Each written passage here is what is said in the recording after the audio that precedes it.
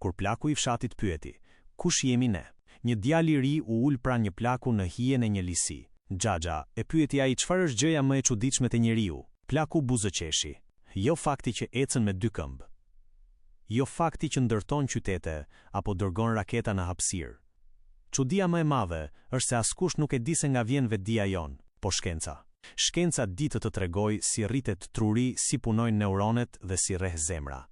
Por nuk di të shpjegoj pse ti ndihen mall për nënën, pse qan kur humbet dikë, apo pse sonte po mendon për veten." Djali heshti. Plaku vazhdoi: "Mendoj një gjahtar I lir mira vite më parë. Çdo ditë dilte me hark për të gjuajtur. Një mëngjes, kur pa drerin te burimi, nuk ngriti shigjetën. Për herë të parë pa frikën në sytë e kafshës. Atë ditë nuk fitoi mish, por fitoi ndërgjegjen. Ndoshta aty filloi historia e njeriut, domethënë vetdia na bëri njerëz, ndoshta. Ose ndoshta ishte diçka tjetër. Evolucioni? Edhe aty ka pyetje.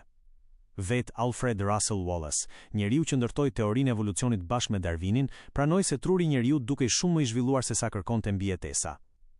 Ishte sikur natyra të kishte ndërtuar një violinë për dikë që kishte nevojë vetëm për një daulle. Po gjenet, shkencëtarët zbuluan një gjen që ekziston vetëm te njerëzit dhe që ndihmoi trurin të zgjerohej. Mirpo pyetja mbetet, pse ndodhi pikërisht tek ne?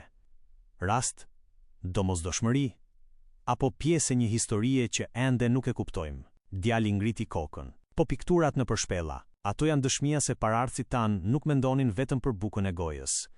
Ata hynin në errësirë, ndizni një llambë me yndyr kafshësh dhe vizatonin kuaj, dema e drerë në vende ku askush nuk banonte. Nuk e bënin për dekor, po kërkonin kuptim. Atëhere, çfarë është vetëdia? Plaku qeshi.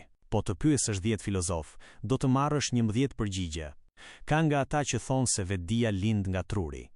Të tjerë mendojnë se truri është vetëm një marrës, si radioja që kap një val që ekziston edhe pa të. Po ti çfarë beson? Nuk e di. Vërtet nuk e di? Jo. Dhe nuk turpërohem ta pranoj. Po Platoni? Gnostikët? Murgjit e lindjes? Të gjithë, në mënyra të ndryshme, thanë të njëjtën gjë, se brenda njeriut ndodhet një shkëndij që nuk I perket vetëm mishit. Se jeta është një udhtim për të kujtuar se kush je. Djali mbeti duke parë qiellin. Pra, kush ka të drejtë? Plaku u ngrit ngadalë. Ndoshta askush. Ndoshta të gjithë kanë kapur vetëm një copës të së vërtetës. Atëhere, çfarë duhet të bëjmë? Plaku buzëqeshi. Vazhdo të bësh pyetje.